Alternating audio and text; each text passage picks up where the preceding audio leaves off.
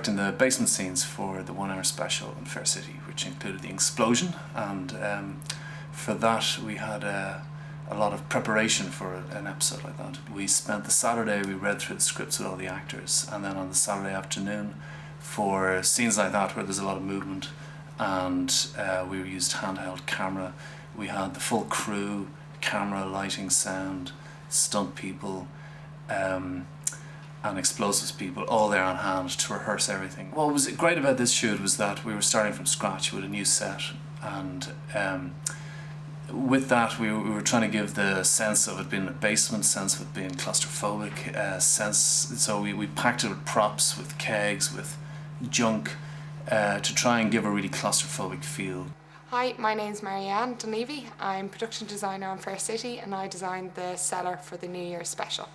So we had an awful lot of planning. We started planning this back in September, and we sat down with the special effects guys, the stunt, and then our construction team.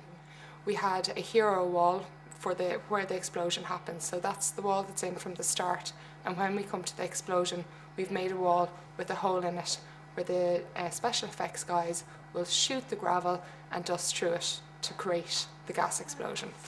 We had to dress real kegs in, and when it came to the explosion we had made up foam kegs which got painted to match. We plastered. We wouldn't usually plaster a set. We plastered just to give a bit of weight so our set didn't shake or move, and we got replicas of wine bottles and beer bottles made out of sugar glass for when it exploded it would break and it wouldn't hurt anyone. My name is Condren and I'm the stunt coordinator in Fair City. My name is Byrne and I'm special effects supervisor here at Fair City today, and I've been asked to simulate a cellar explosion.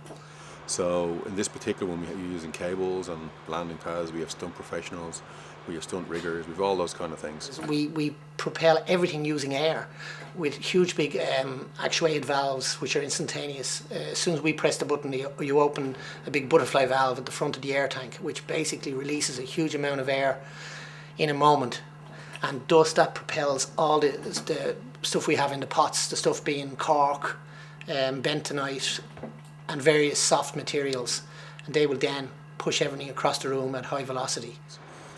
So what we actually have is, at the moment that the special effects simulate the explosion, we jerk the stunt double back through the air using cables, landing on some mats, then using proper camera angles, we're a bit clever, and we simulate a landing in a separate shot so we can see him landing in a whole lot of debris and so on.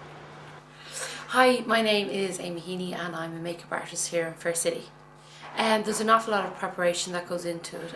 Obviously we research the stories a couple of months before you get to actually see them physically on air, so there's about 6 months of work behind the scenes that goes into research, and because it's the special effects and because it's injuries we need to reference photos of the same similar injuries and make sure that you know that where he falls and the positioning of his head and his cuts where they realistically would be. So you're trying to be, you know, as honest and real to how the injuries would have happened on the day, I suppose. So obviously the pressure's on us to do a really good job today. There's a lot of people and we're working as part of a very large crew, you know, and you don't let anybody down. Everyone wants to be on point and do their thing and do it really good.